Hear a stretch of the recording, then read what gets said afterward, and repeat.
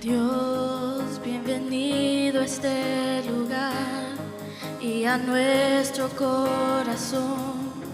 Ven y haz tu voluntad. Dios, te queremos conocer.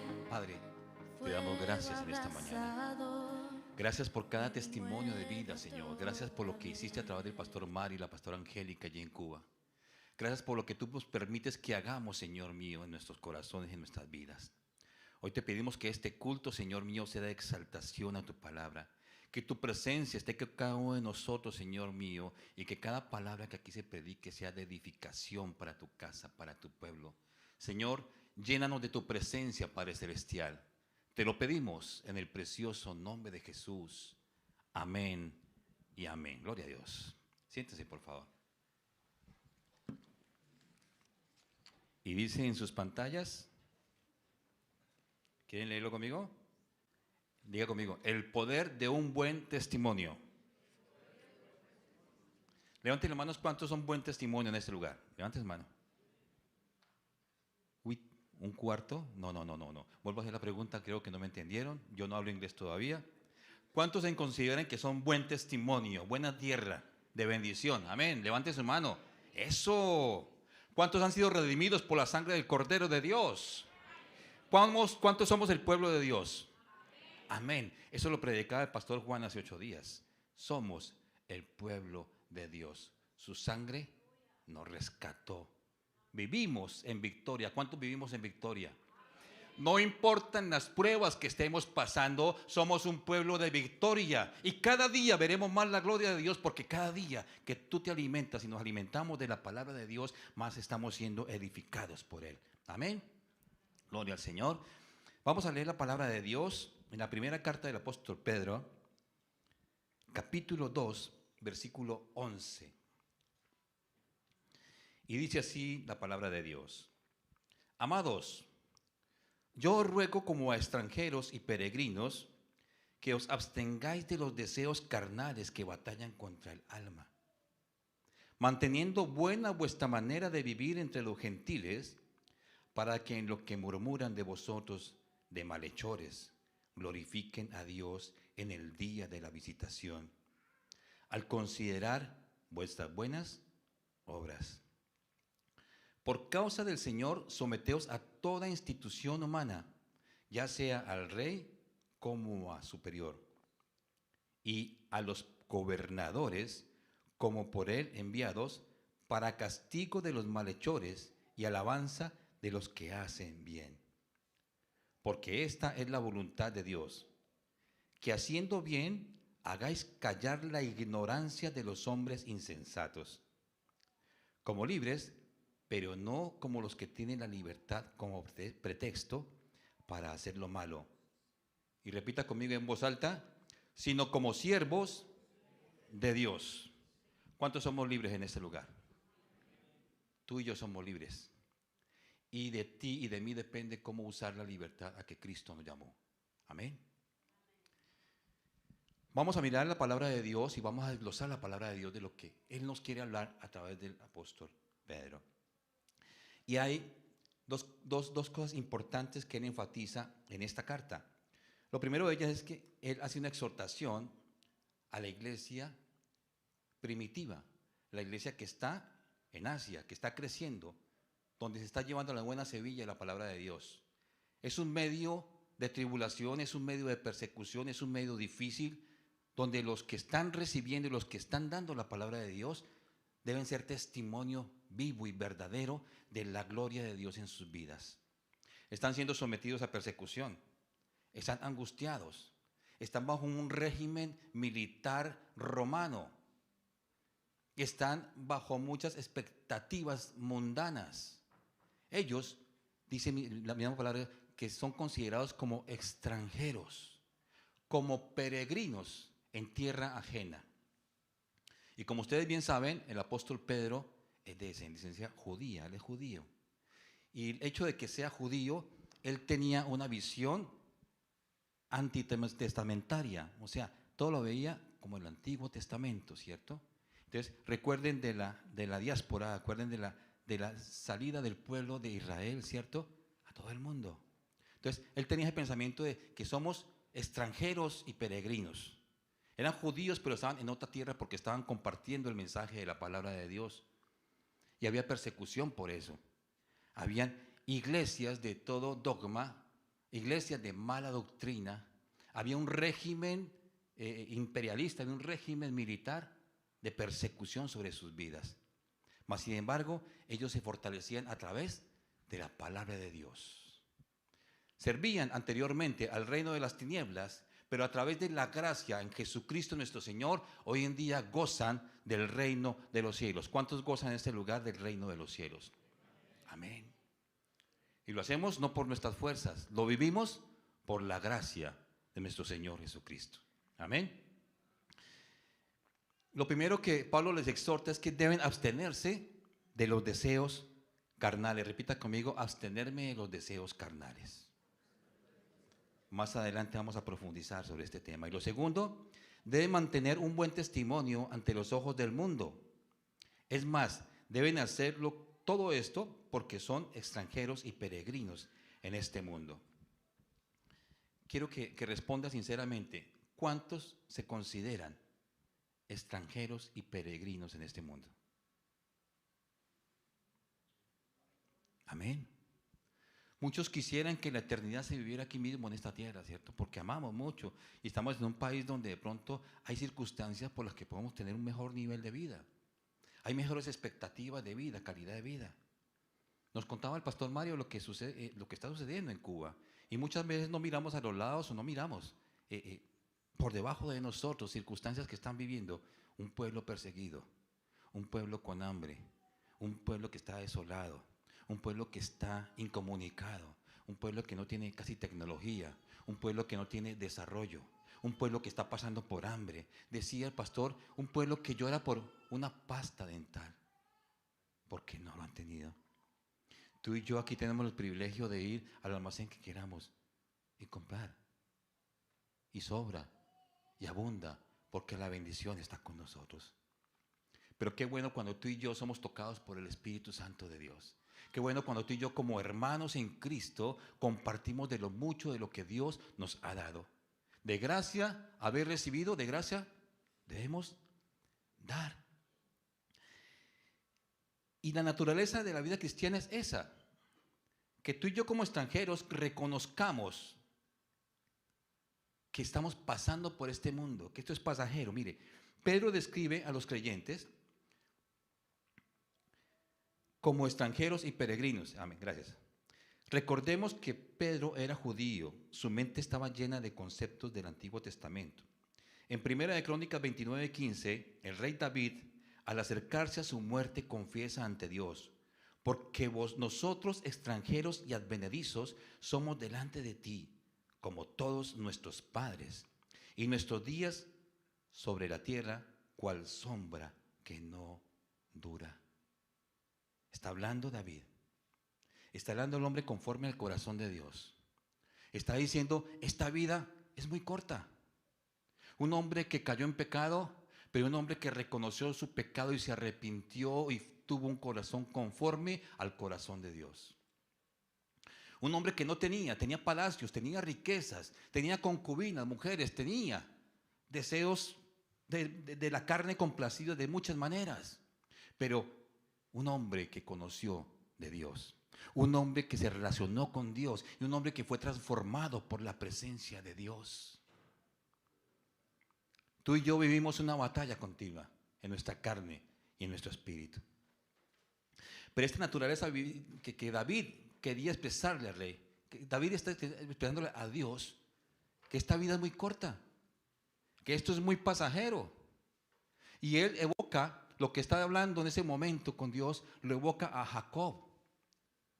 Jacob, cuando está con Faraón, Faraón le pregunta, ¿y cuántos son los días de tu vida? ¿Cuántos años aproximadamente puedes vivir? Y le responde Jacob, 130 años. Como decía La vida es pasajera, esto pasa rápido, esto es ligero, pero mi pensamiento, mi vida y mi identidad está en el reino de los cielos. Esto es pasajero, esto es peregrino. No sé si tú y yo nos aferramos tanto a la material y tanto a esta vida y no pensamos que realmente nuestra ciudadanía está en el cielo. El abuelo de Jacob, Abraham, su padre, Isaac, hijos de la promesa, vivían en la tierra prometida, la tierra que Dios les dio. Pero ¿cómo vivían en la tierra prometida? Vivían en carpas, vivían como nómadas, donde Dios los llevaba, nómadas. No pueden decir por de pronto que tengo un techo como tú y yo lo tenemos hoy en día. Y sin embargo eran hijos de la promesa. Abraham, hijo de la fe. Y a través de él podemos recibir muchas riquezas y mucha heredad porque es el padre de la fe. Pero de él vamos a aprender la humildad, que siendo de promesa de Dios, vivía en tiendas. Sus hijos vivían en tiendas, recibían la promesa, pero no se aferraban a la tierra donde ellos estaban viviendo, que era tierra de promesa. Ellos se aferraban más allá porque sabían que su ciudadanía no era de esa tierra. Su ciudadanía era del reino de los cielos. Su ciudadanía era más allá. Tu vida y mi vida no están en este mundo. Tu vida y mi vida está siendo preparada para grandes cosas, para vivirlas íntegramente en el reino de los cielos. Estamos siendo preparados. Estamos siendo pulidos.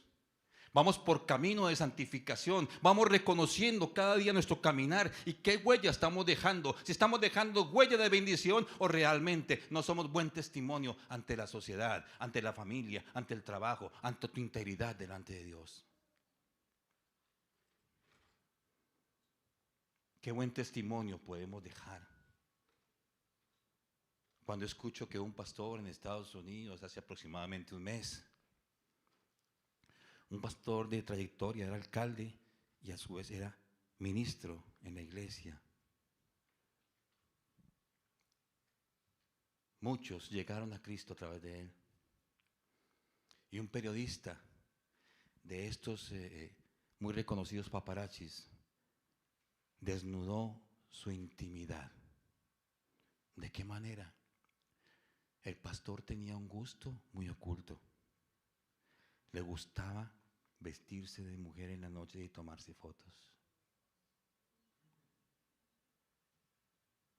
Y no me causa risa. Me da soberbia de cómo podemos engañar, de cómo podemos predicar cuando nuestra vida está sucia delante de Dios. Fue descubierto en las redes sociales, mas sin embargo no tuvo ni siquiera el corazón humilde de reconocer. Dijo, no, eso es una afición. Cuando lo descubrieron, eso es algo ya de, no, si yo he caído en pecado soy humano porque somos seres humanos. Y grandeza es reconocer el pecado delante de los hombres y decir, perdónme, fallé, le fallé a Dios, le fallé a ustedes. Pero no, cuando se sintió asediado, cuando se sintió perseguido, bajaba de un carro, venían los periodistas.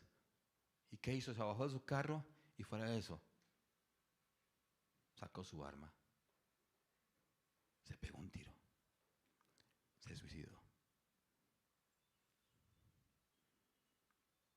Qué buen testimonio. ¿Dónde quedaron sus ovejas pastoreadas? ¿Dónde quedó una iglesia si no estaba firme con su mirada puesta en Jesús?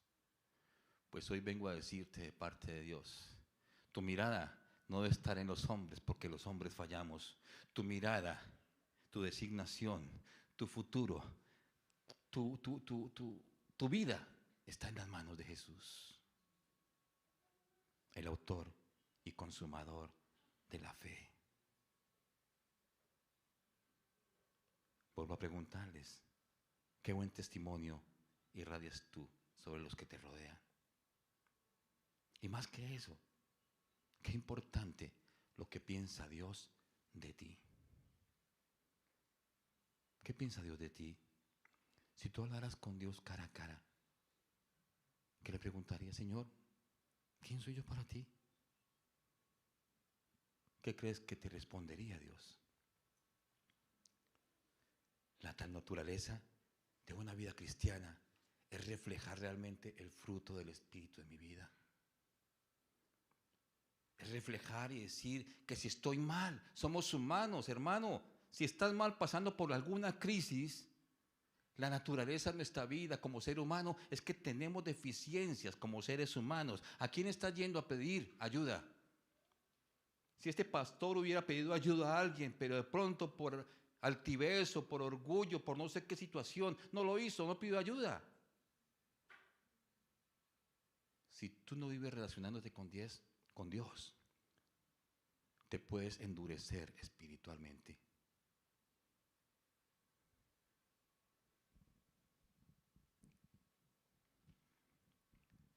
Somos ciudadanos del cielo. ¿Cuántos dicen amén? Si pues habéis sido resucitados con Cristo, buscad las cosas de arriba. Poned la mirada en las cosas de arriba y no en las cosas de la tierra, dice Pablo en Colosenses 3, 1, 2. A veces nos aferramos tanto a esta tierra, a este mundo. Qué bonito Canadá, qué bonito London. Qué hermosas casas y mansiones y qué bueno que podemos adquirir muchas cosas, ¿cierto? Y a veces ese materialismo también endurece nuestro corazón. A veces perdemos nuestra sensibilidad como hijos de Dios. No sé tú, pero a mí me carga en mi corazón cuánta necesidad hay en estos países de origen. En Colombia hay mucha necesidad. En Salvador, en Cuba. Yo sé, en cada uno de nuestros países que representamos hay mucha necesidad. Y yo sé que tú y yo podemos ser canal de bendición para ellos. Con mi esposa lo estamos haciendo, lo hacemos. Bendecimos abuelos, les enviamos cosas. Porque hay que bendecir la obra de Dios. Porque aquel día se acerca. No acumulemos ni nos materialicemos de este mundo. Nada quedará, no quedará piedra sobre piedra. Lo importante es que Dios está apuntando en su libro las obras que tú estás haciendo para que Él sea glorificado. ¿Cuántos están glorificando el nombre de Jesús? Gloria a Dios. Y eso es lo que predicamos. Somos el pueblo de Dios. Amén. Eso es. Bendito el nombre del Señor. Y hay una reflexión. Y nuestros días sobre la tierra, cual sombra que no dura. Esa es la confesión de un hombre que reconoce cuán rápido pasan los años y cuán breve es nuestra vida sobre esta tierra. Digo yo, oiga, ¿qué hace que me casé? ¿Cuántos años? No los digo, 34 años.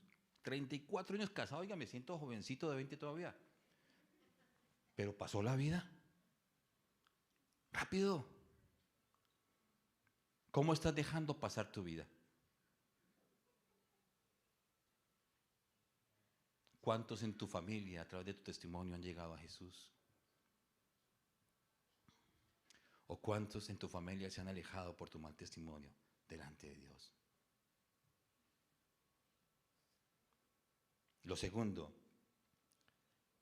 la necesidad de negar la carne. No les estoy diciendo que se vuelvan vegetarianos. En contexto, quiero decirles que la carne es débil. ¿Cuántos lo saben? La carne es débil. Y sufrimos de pasiones, y sufrimos de deseos, si vivimos en nuestra carne y este estuche que anteriormente le servía a las tinieblas, al enemigo, pero que por la gracia de Dios a través de Jesucristo hemos sido redimidos, esta carne también tiene una lucha continua. ¿Cuántos reconocen esa lucha continua? Hay una lucha. Mi carne batalla contra mi espíritu, contra mi alma, mis deseos. En mi alma están mis deseos, mis preocupaciones, mis anhelos. En mi carne es lo que toco, lo que palpo. Y mi carne desea más. Quiero más comida. Quiero más sueño, más dormir, más descansar. Y ese exceso, es natural que tengamos esos deseos porque naturalmente ese es el ritmo de nuestra vida. Es lo natural de nuestra vida. Pero lo que me lleva realmente es cuando Pablo dice en su palabra muy claramente, los deseos de la carne.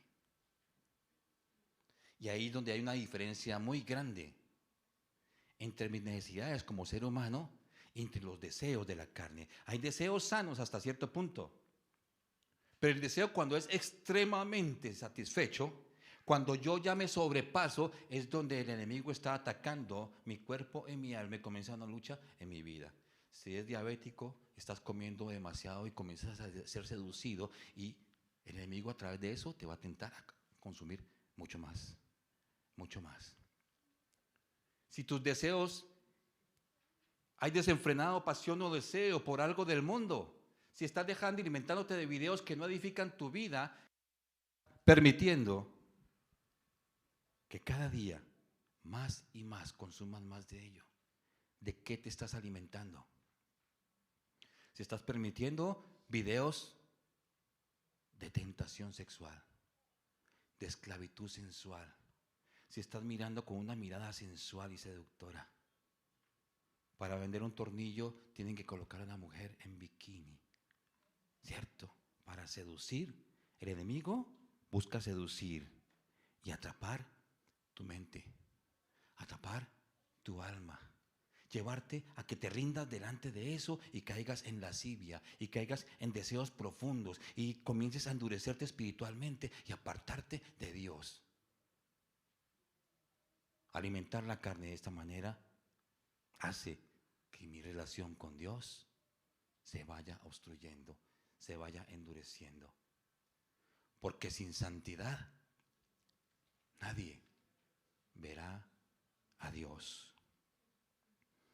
Dice Pedro, amados, yo ruego como extranjero y peregrinos que os abstengáis de todos los deseos carnales que batallan contra el alma. Podemos notar ahí dentro de esta palabra dos puntos importantes. Primero, el creyente debe tener cuidado con la carne. Abstenerse de los deseos de la carne, dice Pedro, que significa esto, que son deseos carnales y son apetitos que provienen de nuestra propia naturaleza. El apetito sexual, el apetito por cosas que hasta cierto punto son naturales porque hemos sido hechos a la imagen del Señor, pero que ya en abundancia nos van a desviar del propósito de Dios. Al entrar el pastor Mario por esa puerta me indica que ya casi, y no voy ni por la mitad del mensaje, gloria a Dios. Amén. Pero qué rico es glorificar al Señor en familia. Qué rico es decirle, preguntarle, Señor, ¿quién soy para ti, Padre? ¿Estoy haciendo las cosas correctamente? ¿Me estoy desviando de tu propósito? ¿Estoy preocupándome más por el materialismo, por edificar mi vida, por darle placer a mis gustos, a mis sueños, a mis anhelos, a mis necesidades? ¿Realmente soy luz en medio de la oscuridad? ¿Realmente soy llamado un hijo tuyo, Padre Santo, porque evangelizo? Porque lo que hago lo hago con amor para ti, no para lo que los demás señalen mi vida, tal y cual, sino para que más digan, a través de él, Dios se ha glorificado. Yo conocía quién era él, yo conocía quién era Mario, yo conocía quién era Luis, yo conocía quién era Julio, pero Dios los transformó, porque Dios hace la obra perfecta en cada uno de nosotros. Si tú y yo nos disponemos a que Dios limpie nuestras vidas, Dios lo va a hacer.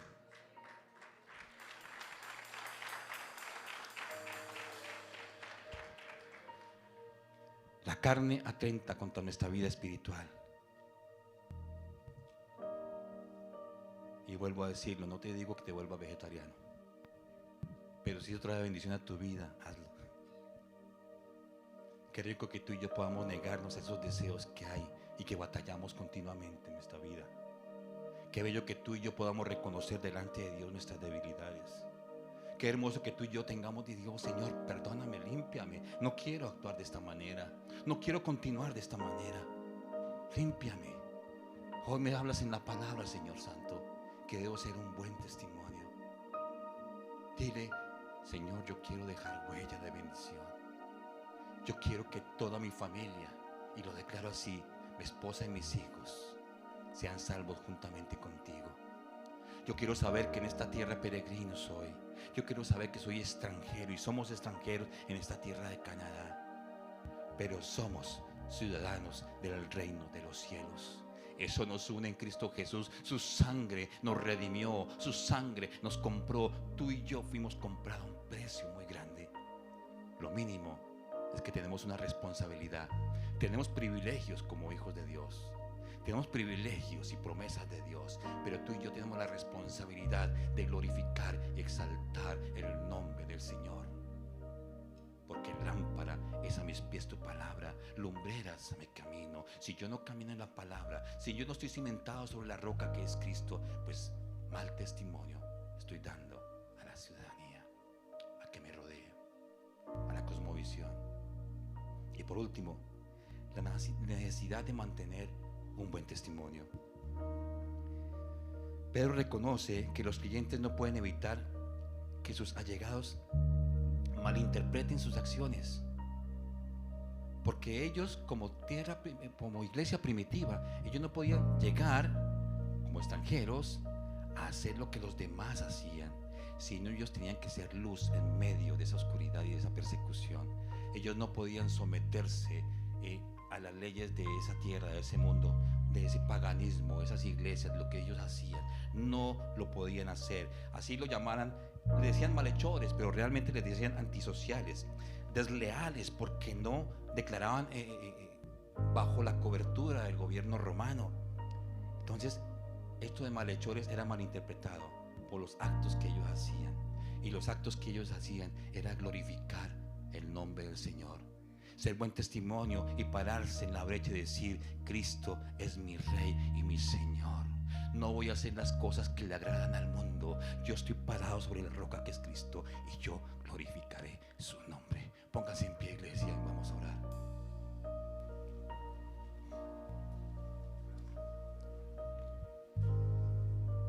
Dile hoy: Señor, yo quiero ser un buen testimonio, y no busco la vanagloria, no busco el reconocimiento, busco